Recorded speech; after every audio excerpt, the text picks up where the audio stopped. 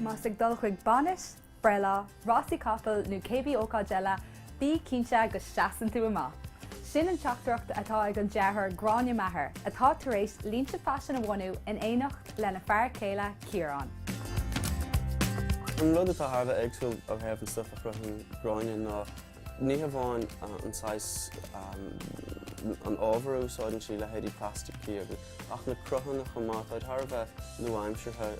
So cé go gcruthíonn sí roinnt bha a hens le haig maná dus na rásaí nó maná just a dul ag banis den sí roinnt fáidir sin. Chomáile sin tá stuff atá ráis díreach ar an imil agus a bheith ar an catwalk agus ní chaithe chuile rinne é just go dul go dtí na siopaí mar hiigeanta mé.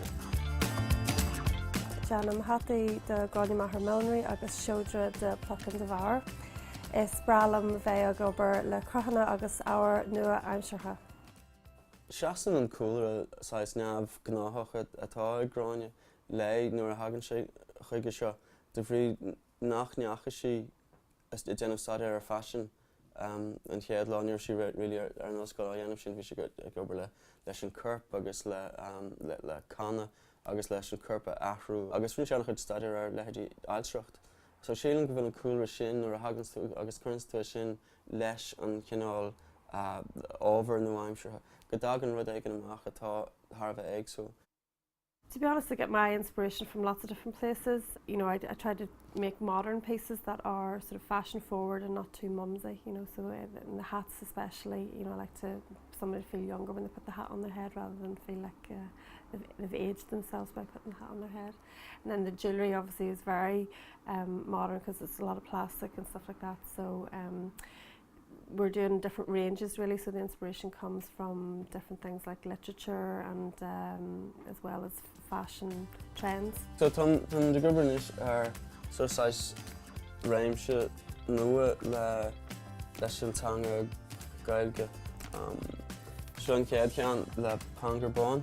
Seo an pí seo de hain, so bheith sin just mar cat plastic agus beag an scríneocht sais etched isteachán. Lá bhain de tá bheith gobar just os có riomhre gobar an deara agus a bheith go fuil rudí gceart. An sin beidir go me fá ag show fashion is títhe. If tú dáileann le roinnt fá daoine agsúla chomá ó thaobh na mannequíní atá uaireanta an óg agus cóthúla ní bheith fá agsúla sin ach bíonn siad agus le headí na greengrafadóirí atá chó profisiúnta. Chuile lá bíonn sé agsúil níos agad céinsáis chunas le bheith sos de chóir. Ach tá sé go má dúine chomá bheith gobar le chéile mar chúpla, Tá sa cách go bhfuil deacrachtaí a baint le tráthnóna a ri agus a bhunú agus an stuff atá le dáilead leis ó lá go lá. Ach bhíorne tá sé tharbh simú chomá, agus ní bhain dánaid mé rá. Díobh siúd atá géirí oireann speisialta chomh-aimseartha a chur le bhuid feistis níl leiscéil dá láid fácin is agah, agus deartháirí ar nós Gráinne Maher ag cruthú airí nua Eile an seo in éireann.